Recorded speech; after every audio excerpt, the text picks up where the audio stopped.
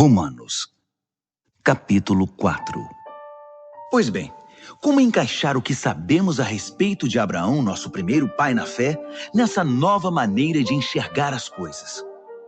Se Abraão tivesse sido aprovado por Deus pelo que fez, ele poderia ter recebido crédito. Mas o que temos é a história de Deus, não a de Abraão. Assim lemos nas Escrituras. Abraão participou do que Deus fez por ele e isso foi decisivo. Ele acreditou que Deus podia torná-lo justo, em vez de apelar para a própria justiça. Se você dá duro e faz um bom trabalho, merece o pagamento. Ninguém pode dizer que seu pagamento é um presente. Mas se você percebe que a tarefa está muito além da sua capacidade, algo que só Deus pode fazer e confia que Ele o fará, volto a dizer, algo que você jamais conseguirá fazer, não importa como e quanto trabalhe. Essa confiança em Deus é o que o deixa numa situação aceitável diante dele, por causa de Deus.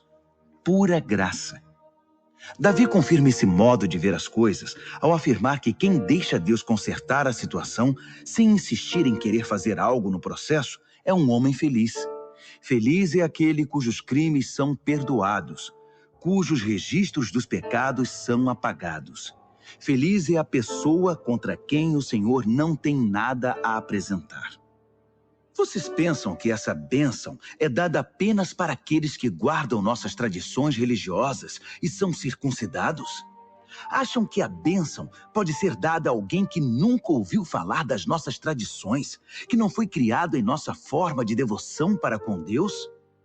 Todos nós concordamos em que foi por aceitar o que Deus fez por Abraão que ele foi declarado justo diante de Deus, não é? Agora pensem, essa declaração foi feita antes ou depois que ele fosse marcado pelo rito pactual da circuncisão? Sabemos que foi antes.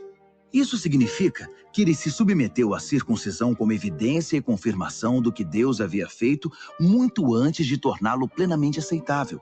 Um ato de Deus que ele aceitou de todo o coração. Isso ainda significa que Abraão é pai de todos os povos que aceitam o que Deus faz por eles, enquanto ainda estão na condição dos de fora em relação a Deus, não identificados como propriedade de Deus, isto é, como incircuncisos. Justamente, os que se encontram nessa condição é que são chamados justificados por Deus e com Deus. Abraão, claro, também é o pai dos que se submeteram ao rito da circuncisão, não apenas por causa do rito, mas porque desejavam abraçar pela fé o que Deus fez por eles, seguindo o exemplo de vida que Abraão viveu antes de ser marcado pela circuncisão. A famosa promessa de Deus a Abraão, que ele e seus descendentes possuiriam a terra, não foi feita em razão de algo que Abraão tenha feito ou viria a fazer. Foi baseada na decisão de Deus de acertar tudo para com ele, e foi disso que Abraão participou quando creu. Se alguém receber esse presente de Deus apenas por ter seguido certas ordens ou por ter cumprido formalidades, essa confiança não faz sentido, e a promessa vira um contrato frio. Seria um acordo comercial, não uma promessa santa. Um contrato cheio de pormenores, elaborado por um advogado detalhista, pode resultar em obrigações que você jamais seria capaz de cumprir. Mas se não há contrato, apenas uma promessa, e uma promessa de Deus, você não pode quebrá-la. É por isso que o cumprimento da promessa de Deus depende inteiramente da confiança que depositamos nele e em seus caminhos, e de que o aceitemos e a tudo o que ele faz. A promessa de Deus chega como um presente. É o único modo de garantir a participação nela, tanto os que guardam as tradições religiosas, quanto os que nunca ouviram falar delas. Porque Abraão é o pai de todos nós. Ele não é o nosso pai racial. Isso seria ler a história de trás para frente. Ele é nosso pai na fé.